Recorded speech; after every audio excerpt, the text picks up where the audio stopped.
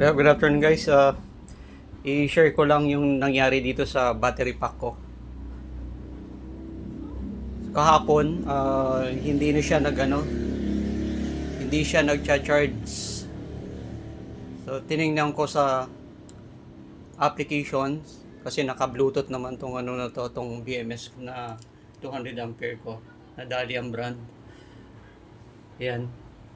So nag-register doon na yung port group kasi meron akong 4S tapos first group, second, third, fourth. Bali tong tatlong group na parallel ay pare-pareho yung reading niya. 3.31 mga 3.31 volts. Tapos pag sa port group, ang problema nasa 2.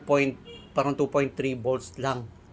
So, lahat ng battery cell na yan, kasi inequalize yan ng BMS 2.4. Pero nahihirapan ng habulin yung 3.31 dito sa tatlong group. Kasi nga, damage na pala yung isang cell na battery. Hindi na siya umaangat yung voltage.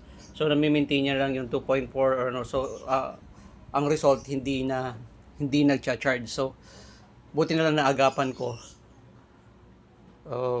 Kasi baka masira nga yung BMS. So, ang ginawa ko, kinalas ko uli since na ako naman yung nag-build nito, kinalas ko uli yung port group. Kinalas ko yan, tinanggal ko tong mga lahat ng accessories or Tapos, kaya na-trace ko yung isa na damage kasi inisa-isa ko pa yon. Inisa-isa ko yung lahat ng battery cells. So, nakita ko ngayon na damage na talaga yung isa. So, ginawa ko, kailangan i-replace na yon. So, bumili uli ako ng bagong cells na kaparehong brand, kaparehong voltage at ni-replace ko na nga. Kaso, kailangan kong bago ikabit yung BMS, kasi dinisconnect ko muna to Dinisconnect ko muna tong BMS na to, bago ko tanggalin tong port group. So, dinismantle ko yung port group, at the same time, dinismantle ko din yung sa BMS. So, yung dalawa yan, nakasaksak. Okay? Tapos, baka kasi masira yung BMS. Ang mahal pa man din yan. Ayan, 200 ampere. Ngayon, kailangan kong i-charge tong bawat cells para maging kamukha or similar ng voltage dito sa tatlong group, which is 3.31 or 3.29, 3.3, so mga ganon. So basta yung difference niya hindi ganon kalaki kasi nahihirapan nga yung BMS na equalize or ibalas kumbaga napupwersa yung BMS para ipakalat para yung voltage niya maging equalize lahat. Kasi masyado malaki yung difference. So ngayon, ito, sino-charge ko muna ngayon.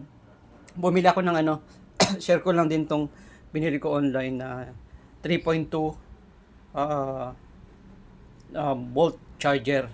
Yan, pala ang input dito 5 volts tapos ang output is 3.2.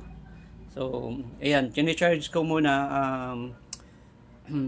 kanina charge ko individually pero ito rinok ko ulit tapos charge ko. Okay naman. Hindi naman siya masyado umiinit, ayan. So okay siya, tumataas naman yung voltage. Kaya lang maghihintay lang talaga ng medyo matagal na oras para ma-reach mo yung 3.3 volts. Kasi ngayon nasa 2.28 na, so malapit na. So pag na-reach niya na yan, lahat yan i-connect ko ulit lahat. Kakabit ko ulit yung BMS. Tapos ikakabit ko sa inverter. So sa ngayon, ito guys, napakaganda nito. Kung pwede kayong bumili, ipaste ko, ilalagay ko rin diyan yung sa comment section yung link nito. Mura lang to. Ayan, mga 130 pesos lang bili ko dito or Magandang pang charge emergency. 'Di ba? Pag yung biglang katulad nangyari dito sa battery, biglang nagkaganon din yung battery pack nyo. So, dismantle nyo lang. Trace nyo kung saan yung damage na replace nyo. Tapos, i-charge nyo nito. Kasi mahirap kung i-charge nyo doon sa yung malalaking ano, ito kasi tamang charger, yung malalaking voltage, masyadong mabilis uminit. Ito kahit hindi mo bantayan, um, iskampante ka na hindi mag-overcharge yung battery mo. Pero syempre, ito titingnan nyo din. So from time to time, titingnan nyo rin kung ano na yung voltage ng battery para syempre baka mag-overcharge to masyado nyo matagal na i-charge. So kailangan bantayan nyo din. So yan ang ginawa ko. So malapit na siya. So pag ganito rin nangyari sa inyo, ito sundan nyo lang to kung paano ko ginawa. Ayan. Ayun oh. Bali pag bumili kayo nito, ito. Masyado magulo lang yung ano yung mga wires or ano. Ayan.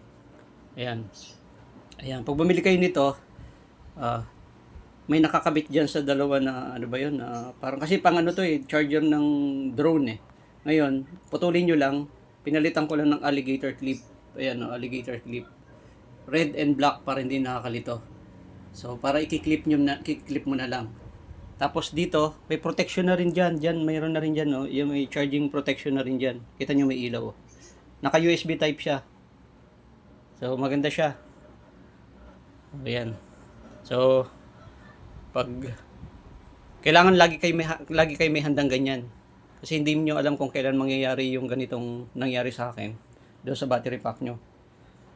So, yan lang po. I-share ko lang para medyo may knowledge na rin kayo in case na magkaroon ng issue yung battery pack nyo. Thank you po.